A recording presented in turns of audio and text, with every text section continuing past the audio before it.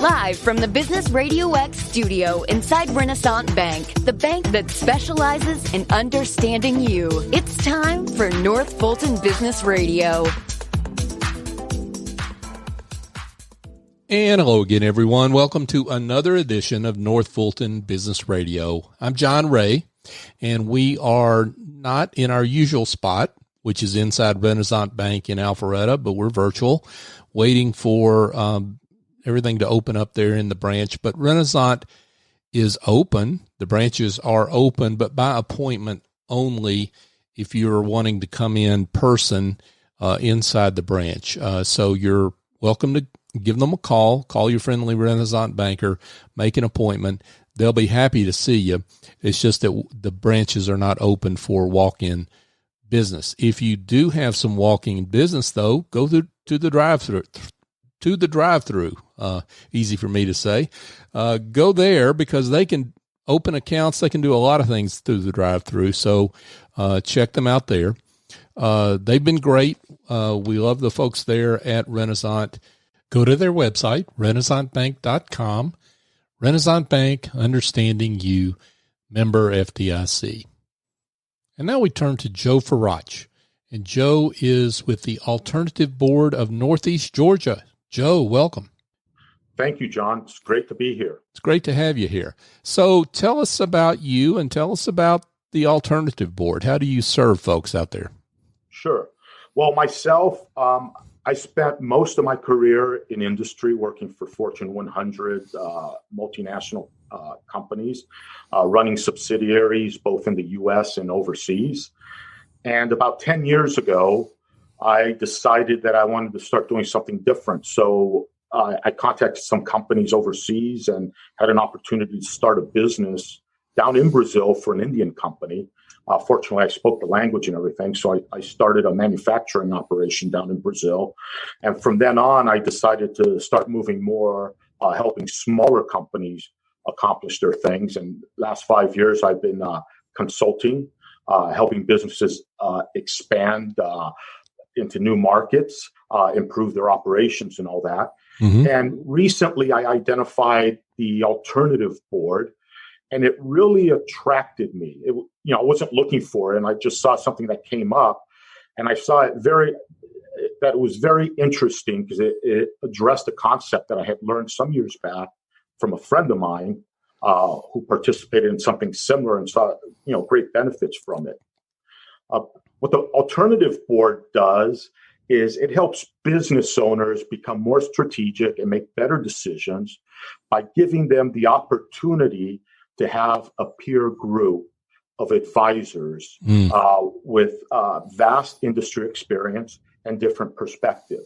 Very similar to what in a large corporation a CEO has when they have their board of directors that come from different industries, a lot of experience, and helps guide the CEO. Small businesses don't have that luxury, and they really can't afford that luxury. So what the Alternative Board does is it makes that opportunity available to them, by being an Alternative Board member. And this is a peer-to-peer group, right? I mean, this is not as opposed to maybe a round table at the chamber where you don't know who's going to be across the table from you. I mean, this is a peer-to-peer group of your peers in business. Correct. What we do is we bring together a group of business owners from non-competing industries, anywhere from 6 to 10, and we bring them together in a confidential work environment. They meet once monthly for 4 hours, and it's the same group continuously. And so many of them have been on board for 5-10 years, and they're with the same group. Mm-hmm. So they've learned to work together. I was just looking at one member that she stated that her peer group board is kind of like her business. They're a confidant in their business, and they're an extension of her business, helping her grow her business and make better decisions in her business. And talk a little bit about your role in those meetings. I assume these are monthly meetings. I should have asked that question. Yes, they are monthly meetings. Okay. They meet for 4 hours. Okay. My role is multifaceted. The first thing is I have to go out and find the right business owners to be in each of the boards. So we do a qualification process. It's a mutual acceptance. We work with business owners and we find out what their needs are, what their interests are, what they want to accomplish with their business. And then we match them with, into the right board so that they're providing the right guidance to the other board members. And also the other board members are providing the guidance that these business owners need. So that's the first step I do. And then I structure it's a structured facilitation process. When we meet, the different companies will bring up an issue and we structure so that each of the other business owners have a chance to better understand that issue, make clarifying questions. And then they get an opportunity to address how they would, solve that problem, bringing in their perspective. It may be very different from some of the other business owners, but that's the whole beauty of it, that the person that has an issue is seeing it from different directions and from different problem solvers, how they would go about solving the problem. So that's my role, is just to make sure that process, number one, that the right people are on the board. Number two is that we structure those processes and we move through that so that each business owner is getting the most value out of it. I want to come back around to some of the specifics of the meetings themselves and some of the interactions that occur there. I wanted to drill back a little bit toward you in terms of your background. So you were in a big time corporate there for quite a while, and why the jump to the alternative board specifically among all the opportunities that you would have had to to pursue out of corporate? I was in corporate, but I always worked in subsidiaries of large companies. So I had an opportunity. One of my best experiences was going down to Mexico, running an operation that was about 450 people that had all kinds of problems. And I really grew as a person doing that. And I had colleagues that really helped me. I saw the value of being able to bounce ideas off of people that really saw things differently than I did. So that was a growing experience for me. And then when I came back, I started doing, more things in the industry. And I decided, I really want to have something where I have a lot more flexibility. And as a leader, when I really started developing as a leader, I saw that the value of being a leader was helping other leaders grow, developing people, so that they do a better job than what you do. And I really wasn't looking to the alternative board or anything. And I ran across it and I started looking at it and it intrigued me. And as I mentioned earlier, I had a friend of mine many years ago who was running a small business. And he mentioned something to me that he joined this board of group, this peer group board. And it really helped them to stay focused, to be accountable for the things he's supposed to do and not, start moving a lot of different directions. And it really helped him run his business best.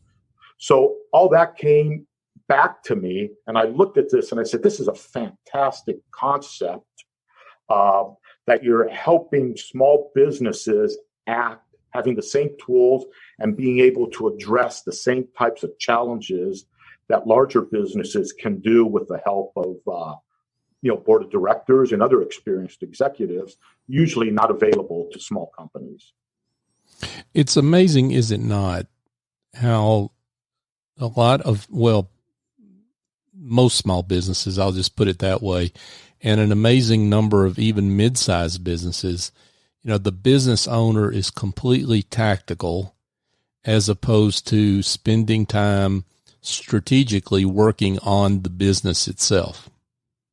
Well, if you think of it, most of us, when we start our careers, we're very technical, whether you're an engineer, accountant, economist, lawyer, whatever, we're very technical. As we grow through our career, we learn some of the other aspects of a business, how to supervise people, how to put systems in place to manage it, and all that. Mm-hmm. And then eventually, as we move up, we become more strategic. We move into a director role, a VP role, and we're building the strategy. Now you take a small business owner, a medium business owner who had a great idea, they had technical expertise, and they start a business. So they're at the two ends of it. You know, they have the technical expertise and they have a vision, which is great. What they're missing is that whole middle part of how do you run a business efficiently, effectively. So they start doing their business, they start growing, and then all these things start coming in that they really didn't think of when they first started their business. You know, they've got HR issues. All businesses have HR issues. They've got cash flow issues. Are they managing their costs properly? Do they have legal issues? They've got tax issues, all kinds of things that come in. And what happens? They have to address them because they don't have anybody else that's addressing them. So they start addressing those issues and they lose sight of their business, of why they've originally started.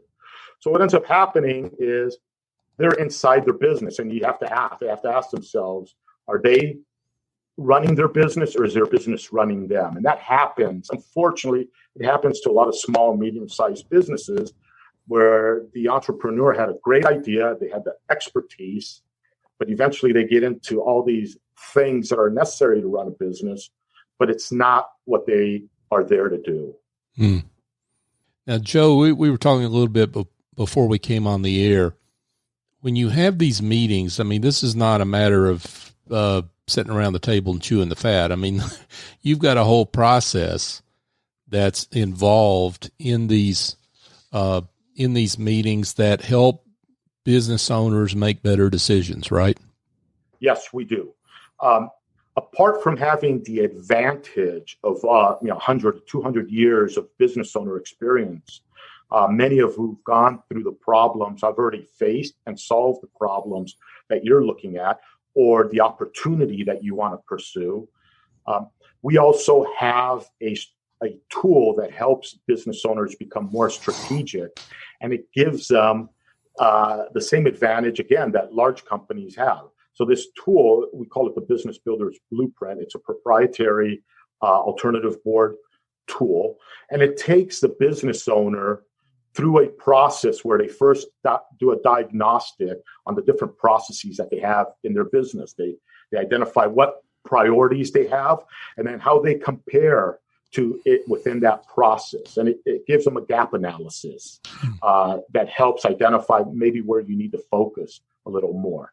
Then from there, you go through the process where the business owner, the facilitator, helps them individually identify or build what their personal vision is first, and then work on the company vision. Because the reality is, when you're a business owner, your personal and your company vision need to be aligned. If they're not, you're going to create a lot of stress for yourself. So that's a very important thing we do, and the tool helps you work through that. And then from there on, it's all the same things companies do. You identify your strengths, your weaknesses, then you identify your strategic advantage, you move through building your metrics, the plans and everything. So it really takes you through all the steps you need to do to have the infrastructure in place to run an effective business. And then you have the luxury of having your peer group that helps you decide what you need to focus on. The more important thing is they hold you accountable. And lots of times as business owners, we say we want to do something, we know it's important, but the day-to-day takes us in a whole lot of different directions. Your peer group will hold you accountable for accomplishing what you say you're going to accomplish. You've got the advantage here of being part of a nationwide and maybe international organization, for all I know, and maybe you can address that. But an organization that it's more than just you or a few other people locally. I mean, you've got access to a wealth of information in the parent company. Why don't you address that? Yes, we do. TAB is not only national, it's across the U.S. in all the major cities, but we're also international. Today, we're in 21 countries. Overall, we have over 5,000 members. We call our clients the members. Oh, wow. They're around the world. And we do. We have Our corporate or the group really helps us out putting out the tools. They also help us understand issues. So there's a couple of key points there. We have corporate, which comes out with tools that they've been very instrumental during this pandemic issue, coming out with new tools, helping us pivot, being able to reach people virtually. I mean, boards have continued to work virtually. We've come out with new tools to help people go through identifying their cash flow needs, better managing, whether it's a cash flow, the tools they need to manage in this COVID environment, just a whole bunch of things. In addition to that, we have peer group meetings ourselves. So every 2 weeks, I meet with a group. There's about 12 of us, of other TAB board owners. We call ourselves TBOs. So they're owners like I, and we go through, kind of things we need to do to better help our clients, what things are good, what kind of ideas are coming out there. So we have that advantage as well. And then there's another piece that really helps out. We've got this concept called Tab Connect. It's a way that both TAB business owners and members can connect with other business owners and members around the world. So you go on Tab Connect and you see what other business owners are on there. You get their profiles and all that. And you can reach out to them. So if you have someone like, say, here in Atlanta that is in a particular business, and they don't really want to contact anybody in Atlanta because they don't want to give out their ideas or anything. Sure. They could contact someone in Australia or someone out in California or in Washington and ask questions as to what they do in their area and get some advantage there. You're also able to go in if you've got a particular business issue or question in general, and you want to sample the whole group out there. You can publish that. People see it, and people will address it. So it's another advantage of being a TAB member is you have the your groups, you have the valuable tool, your facilitator, and then you also have this TAB Connect. Wow. That's a wealth of knowledge, information, resources that you can access. That's awesome. So, Joe, I'm curious if you've got any maybe success stories that you can share from the TAB experience, folks that maybe have, because they've been involved in TAB, feel like they've taken their business to another level in some way. Would love to hear those. Sure. I was just looking at one the other day, a guy named John Murphy. He owns a company called SQL Watchman. John was a programmer. And about 12 years ago, he saw a lot of the issues between programmers and data centers and all that, and just fights going back and forth. And he said, I can do better. So he started his business. He started a data center. This was 12 years ago. And he started moving through it. And as he started moving, he realized his expertise was in programming. And then he had to face marketing issues, sales issues, accounting issues. How do you manage a business? What are the leadership issues? Stuff he had never faced before, never thought of before starting his business. He didn't know he was going to face all that. He thought it was a lot easier than it was. And so he recognized 3 years into it, his business was flat. It wasn't making the money he thought he was going to make. He was barely supporting himself. And he knew he needed to do something different. And so he went out and he looked at TAB. And the beauty he saw in it, was that he was going to get perspective from people in industry that have gone through similar problems, but saw business, they were in different industries, so they saw business a little bit differently. And they really, they helped them out. They helped them become a better leader. The process helped them become a better leader. And so he got to the point where he found out he didn't have to get involved in all those little details. If he brought on the right people and trained them properly, they would do the day-to-day for him and allow him to focus on the strategic aspects of his business. Well, so he started the business 12 years ago. 9 years ago, he got into TAB. And what he saw was after his first year, his business went from an average growth of 5 to 7% per year in the previous 3 years to 180%. Wow. Okay. And he's been growing at 30 to 40% since then. Wow. But that's not the only thing. He was able to free himself from his business. He says he reclaimed his life because he was working 70 to 80 hours a week. Now, after he got his business in order and it's growing, at a fantastic rate, he's working 30 to 40 hours a week. And he says he doesn't work more than 40 hours. So having that experience, being able to put all those systems and all that in place that he had no clue that he needed to do before he started his business, really made a change in his life. And now he's doing what he set out to do. With that example, you just answered a question I was about to ask, but I'm going to ask it anyway. So you could address this, but I can hear some business owners saying, I do not have 4 hours in a block to spend, outside the office at another meeting. Help me understand why that is a return on time investment that works for me. I think that story just answered a lot of that, but go ahead and take a crack at that, Joe. That's a very good question, John, because that's probably the biggest challenge we have with people is they say they don't have the time.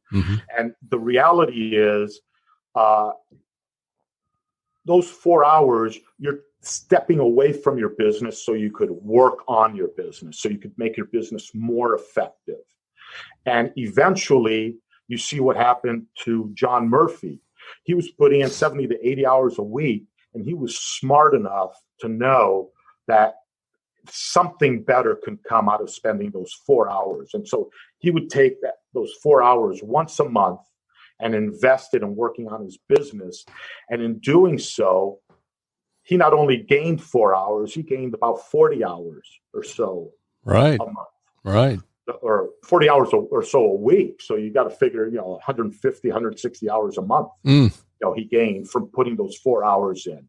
So you need to take time away from your business, away from being, from seeing all the trees around you, to step back and see the forest and figure out what you need to do to set your path. Wow. Great stuff from Joe Farach. And Joe is with the Alternative Board of Northeast Georgia. Joe, you say you got a wide variety of businesses. I mean, if I'm the owner of a manufacturing company and you've got, a retailer or service business as part of that board, I mean, what am I going to learn from a company like that? I mean, or vice versa for that matter. Sure. That's another great question. And that's the beauty of the Alternative Board, that we're bringing in non-competing industries. If you take a step back, if any business owner takes a step back and looks at her business or his business and other businesses, 75% of the issues and opportunities that we all have in our businesses are the same. I mean, we've got, everybody wants to grow, and most people want to grow their business or at least become more profitable in their business. People have HR issues, whether it's hiring the right person or the right people or developing them, so that they can do a great job and be part of your team, be part of your culture. We've all have accounting issues. We've got cash flow issues. How do we do this? We have cost issues. Am I optimal on my costs, or do I have costs that are out of control, out of hand? Everybody faces the same type of issues. And the reality is, when you have 7 or 8 experienced business owners in that group, someone's gone through it. They've either gone through it or they know someone who's gone through it. They have something that they can help you with.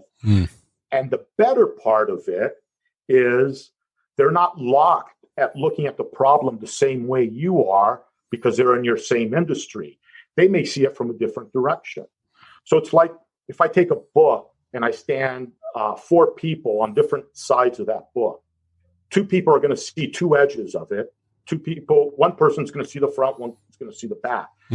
If you ask any one person, you're not going to get a full perspective of what that book is. But when you ask all 4 of them, you'll understand what the book is, what it's about, who the author is, all those points, just from getting that perspective on the book. So that's the same type of thing. When you're working with people in the same industry, and about 40% of our members belong to industry groups, they're helping you solve specific problems, technical issues in your industry, but they're not bringing in that perspective to see things a little differently that can stimulate creative ideas in you and how you would solve the problem, how you go about solving the problem. Got it. Now, I want to make sure we get to the kinds of businesses more specifically that are great fits for an advisory board like the alternative board. I mean, who the kind of companies, business owners that are ideal clients for you? Right. So let's look at that from three perspectives. One is company size. The other one is type of industry. And the other part of it is type of person that's in there. Mm-hmm. So let's do the easier one, company size. TAB members range from around $300,000 in revenues a year to $150 million in revenue a year.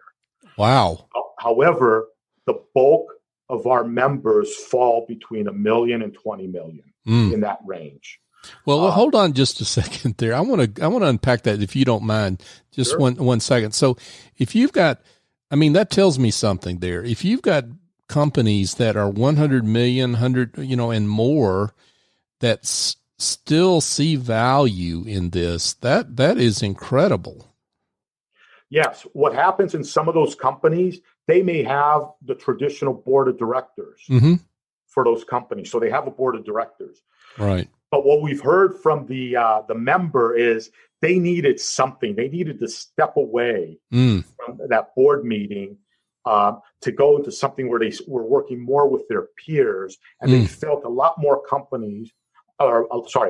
comfortable opening up their soul to be able to go there and bring out issues that are really getting at their guts that they may not bring up directly to within their board, say their traditional company board. Sure. So it gives them a venue to work with not only people that will give you different perspectives and also challenge you, but they're also your partners, your friends. So they have no objectives of their own. They're just there to help you, and so you're getting a clear advice from them, something that you may not have when there's people that have a certain objective and you're doing something a certain way. Yeah, and thanks for letting me go down that bunny trail. I think that was really important to draw that out. So let's get back to the original where you were going there. So in terms of the businesses you work with, you talked about size. So continue on. Boy, there's all kinds of stuff. You have the services. So you could have accountants, lawyers, engineers, architects. You'll have contractors. So you could have a general contractor. You could have painters.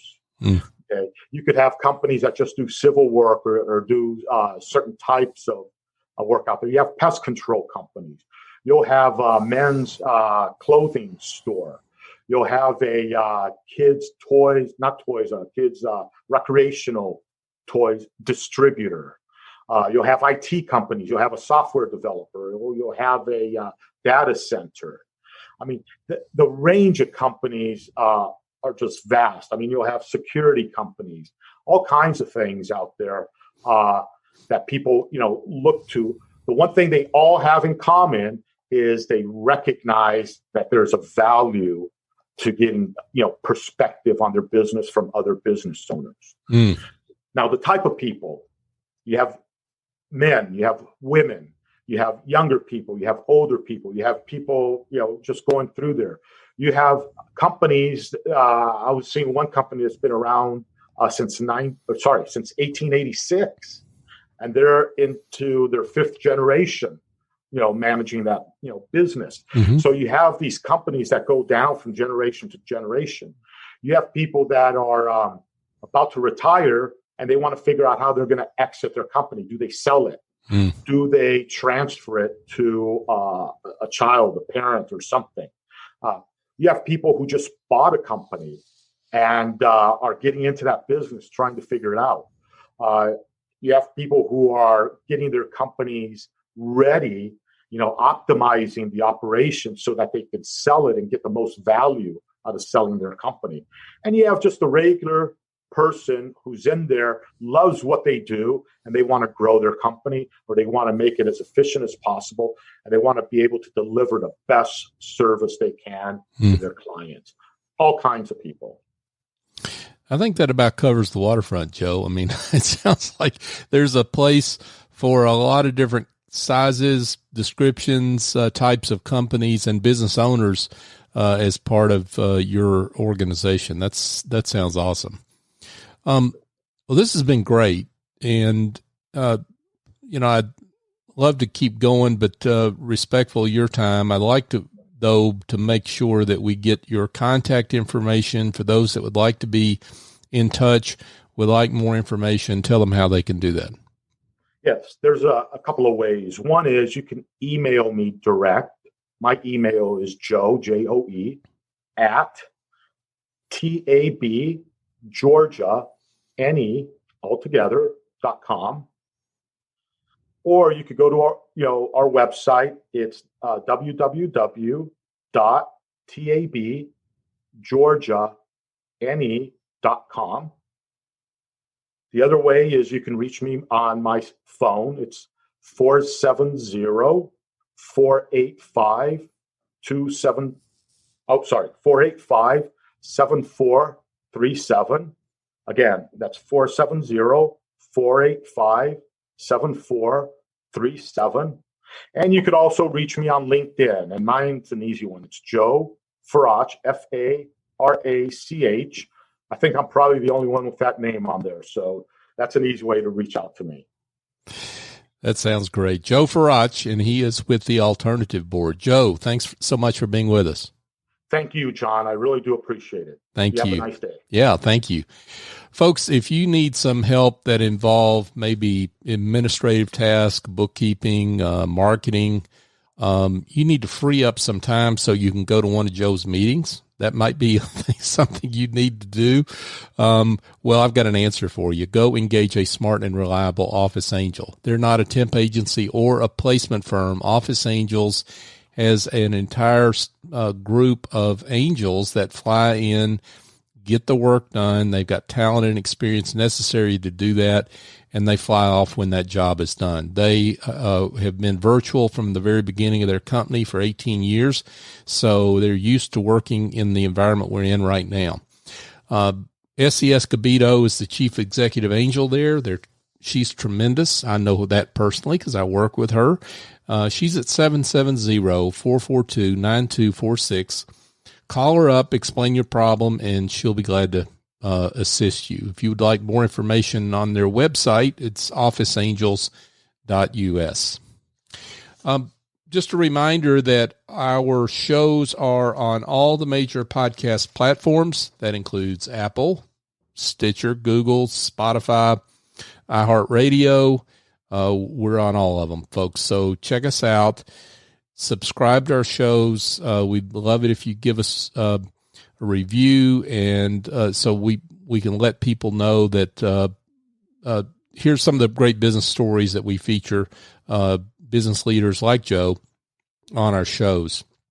We're also on all the major podcast or social media channels, I should say, LinkedIn, Facebook, and Twitter. We're at North Fulton BRX. So for my guest, Joe Farach, I'm John Ray. Join us next time here on North Fulton Business Radio.